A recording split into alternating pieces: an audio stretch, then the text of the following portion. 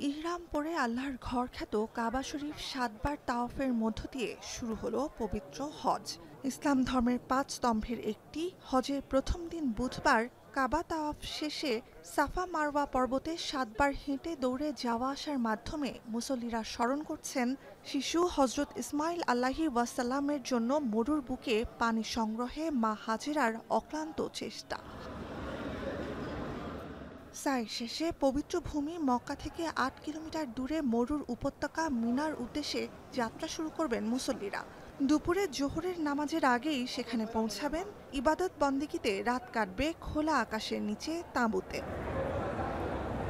মুসলিম বিশ্বের সবচেয়ে বড় বার্ষিক মিলন মেলায় এবছর কত মানুষ অংশ নিচ্ছে তা এখনও স্পষ্ট নয়। তবে হজ শুরুর ৩ দিন আগেই মক্কায় বিধি মেনে প্রবেশ করেছেন দেশ বিদেশের ১৪ লাখের বেশি মুসল্লি। সংখ্যাটি ২০ লাখ ছাড়িয়ে যেতে পারে তেমন প্রস্তুতি হজ কর্তৃপক্ষের। হজের ৪ দিনের আনুষ্ঠানিকতায় প্রায় ২৫ কিলোমিটার পথ পাড়ি দিতে হবে হাজিদের, বেশিরভাগটাই হেঁটে।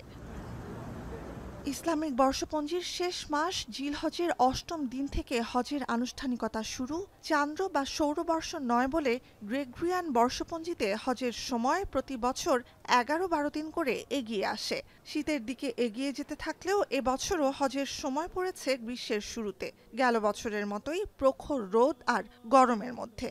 সৌদি সরকারের তথ্য, গেল বছর দেশটিতে ৫১ ডিগ্রি সেলসিয়াস পর্যন্ত তাপমাত্রায় হজ পালনের সময় প্রাণ গেছে ১৩০০-র বেশি মানুষের, যাদের বড় অংশ বৈধভাবে হজে অংশ নেননি বলে পাননি জীবন বাঁচানো জরুরি সেবা এবং শীতাতপ নিয়ন্ত্রিত বাস বা তাঁবুর সুবিধা।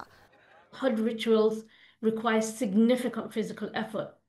You're walking long distances, you're standing for hours, for example in Arafat, and you're moving through crowds. Under those hot conditions, the body tires more quickly, and those with heart or lung or kidney diseases or kidney issues are much more likely to be at higher risk of collapsing or dying. সামর্থ্যবান মুসলিমদের জন্য জীবনে অন্তত একবার হজ পালন বাধ্যতামূলক। বাণিজ্যিকরণের ফলে দিনে দিনে খরচ বাড়লেও হজের সুযোগ যেমন সহজলভ্য হয়েছে ধর্মপ্রাণ মুসলিমদের জন্য, তেমনি অতিরিক্ত ভিড় থেকে শুরু করে জলবায়ু সহ নানা চ্যালেঞ্জও বেড়েছে হাজি আর হজ কর্তৃপক্ষের জন্য।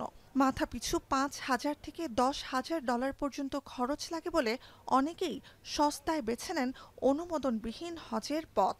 গেল বছরের অভিজ্ঞতা সম্বল করে তাই এবছর তীব্র গরমে নিরাপত্তা নিশ্চিত এবং অতিরিক্ত ভিড় এড়িয়ে অননুমোদিত হজ ঠেকাতে কঠোর Saudi Sarkar.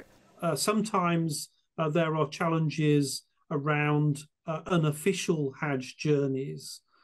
We know that some pilgrims are promised entry for Hajj by unscrupulous Hajj organizers. This could happen around the world.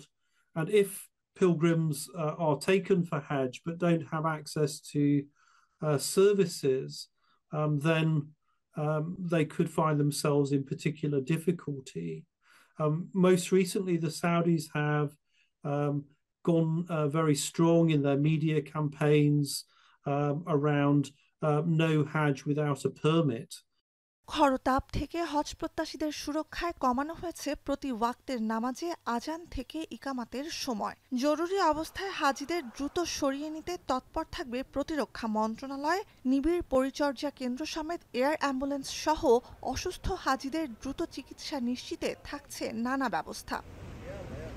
স্বস্তিতে হজ পালন এবং অতিরিক্ত ভিড় ঠেকাতে ১৯৮৭ সাল থেকে মক্কায় হজ প্রত্যাশীদের জন্য কোটা ব্যবস্থা চালু করে সৌদি সরকার। প্রত্যেক দেশ থেকে মোট জনসংখ্যার ০.১% মানুষ প্রতি বছর হজ পালনের সুযোগ পান। ২০১৯ সালের সরকারি তথ্য অনুযায়ী হজ ও ওমরাহ থেকে বছরে $১,২০০ কোটি রাজস্ব আয় করে সৌদি আরব। খনিজ তেলের মজুদ আবিষ্কার ও রপ্তানির আগ পর্যন্ত হজই ছিল দেশটির অর্থনীতিতে সবচেয়ে গুরুত্বপূর্ণ খাত। তেলের ওপর নির্ভরশীলতা কমাতে ২০৩০ সালের মধ্যে বছরে ৩ কোটি হজ ও ওমরাহ পালনকারীকে স্বাগত জানানোর প্রস্তুতি নিয়ে এগোচ্ছে সৌদি সরকার। নুজহাত কামাল, এখন বিশ্ব।